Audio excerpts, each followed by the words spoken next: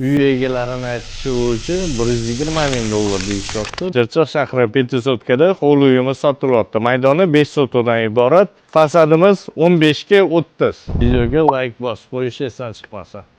Darvozaxona 3 ta mashina sig'adi.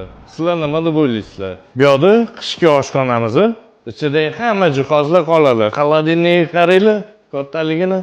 Mana gaz plita, kuxonyalarni chiroyli qilib qo'yib qo'yilgan. Ayollarimiz shunaqa uylarni orzu qilsa kerak. Ko'ryapsizlar, mana basseynlarni qurib qo'yilgan. Chiroyli qilib archalarni ekib qo'ygan. Yashil hududimiz. Yozgi oshxonamiz bor mana. Mangallarni qo'yib, shashliklarni pishirib, basseynlarga tashab, cho'milishga nima yetsa, uyimizning ichkari qismiga o'tdik. Uy egalari aytishi bo'yicha hamma jihozlar italyanskiy jihozlar ekan. Xonalarimizni ko'ryapsizlar, ixchamgina, chiroyli. Mebellari ham italyanskiy ekan mana.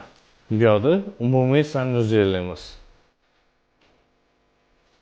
Vannalarni ko'ryapsizlar, chiroyli qilib qo'yilgan. Havasga ham cho'milib yuborsanglar bo'ladi. Xullas uyimizni ko'rdinglar, chiroyli shinamgina qilib qo'yilgan. Kommunikatsiyalardan muammo yo'q. Uy egalarini aytishi bo'yicha 120 ming dollar deyishyapti. Bo'stonliq uy bozor nomidan kelsanglar, kelishtirib beriladi. Like, komment yozishni esdan chiqmasin. Bo'stonliq uy bozoriga obuna bo'lib qo'yamiz.